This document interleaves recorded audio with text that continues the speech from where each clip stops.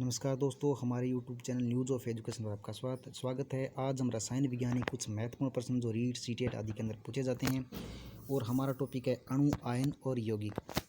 उसी परमाणु की कड़ी में आगे का ये टॉपिक है। इसके बाद इसके अंदर पहला प्रश्न हमारा है, द्रव्यमान संख्या को प्रदर्शित किया जाता है। तो ए ऑप्शन है proton plus neutron, B option है proton minus neutron, C option है proton plus electron, D option में से कोई नहीं।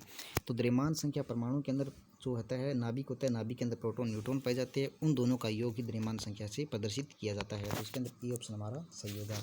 इसके बाद दोस्तों 2 नंबर प्रश्न है हमारा, परमाणु का प्रतीकात्मक प्रदर्शन होता है।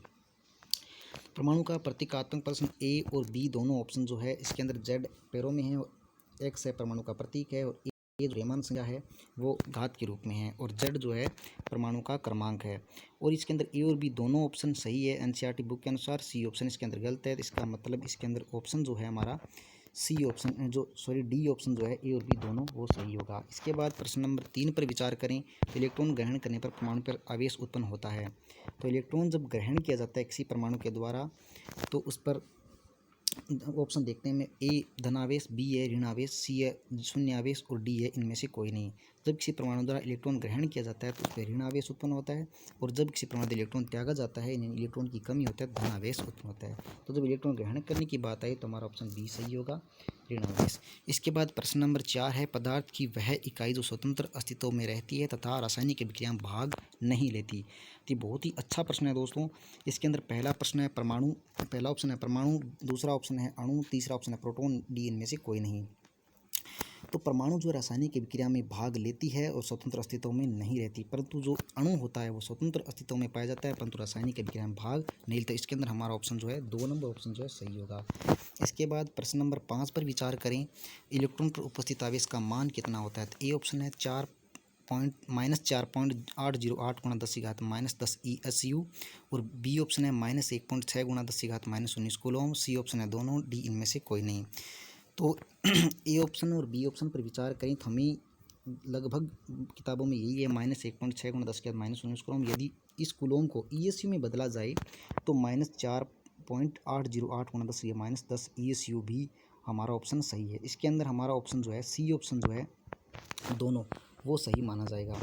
इसके बाद प्रश्न नंबर 6 पर विचार करें। समस्थानिकों के बारे में सत्य कथन है। समस्थानिक जो भौतिक और रासायनिक इनके पहला ऑप्शन है हमारा ए समान भौतिक और रासायनिक गुण, बी ऑप्शन है भौतिक गुण समान परंतु रासायनिक गुण असमान, और सी ऑप्शन रासायनिक गुण समान होते हैं परंतु भौतिक गुण क्या होते हैं, असमान होते हैं। तो समस्थानिकों के बारे में विचार करें तो समस्थानिक जो होते हैं उनके अंदर स्थान समान यानी परमाणु क्रमांक समान होता है और परमाणु भार अलग अलग होता है। तो इसके अंदर हमारा जो ऑप्शन नंबर डी ऑप्शन हमारा असमान भौतिक और रासायनिक गुण। तो इसके अंदर सभी ऑप्शनों पर विचार करने के बाद पता चलता है कि हमारा जो सी ऑप्शन है इसके रासायनिक जो गुण हैं वो समान रहते हैं परंतु भौतिक गुण जो है वो असमान होते हैं। इसके बाद यदि विचार करें प्रश्न नंबर 6 पे, कैंसर के उपचार में कोबाल्ट के किस समस्थानिक का उपयोग होता है। कैंसर के उपचार में ए ऑप्शन है हमारा कोबाल्ट 60, बी ऑप्शन है कोबाल्ट 59 और सी ऑप्शन है कोबाल्ट 61 और डी ऑप्शन है हमारा इनमें से कोई नहीं। तो ए ऑप्शन कोबाल्ट 60 का मतलब है परमाणु क्रमांक जो कोबाल्ट 60 नंबर पे यानी समस्थानिकों के बारे में बात चल रही है। कोबाल्ट 59 नंबर कोबाल्ट और कोबाल्ट नंबर 61 ये परमाणु जो है ये कोबाल्ट का जो है द्रव्यमान संख्या कोबाल्ट 60 का मतलब है कोबाल्ट का द्रव्यमान 60 और कोबाल्ट 59 का मतलब कोबाल्ट का द्रव्यमान 59 और कोबाल्ट का द्रव्यमान 61 सी ऑप्शन में। इसके अंदर ऑप्शन जो ए है वो कोबाल्ट 60 वही जो यानी द्रव्यमान जिसका 60 होगा जिस कोबाल्ट परमाणु का वो जो है कैंसर के उपचार में उपयोगी माना जाता है।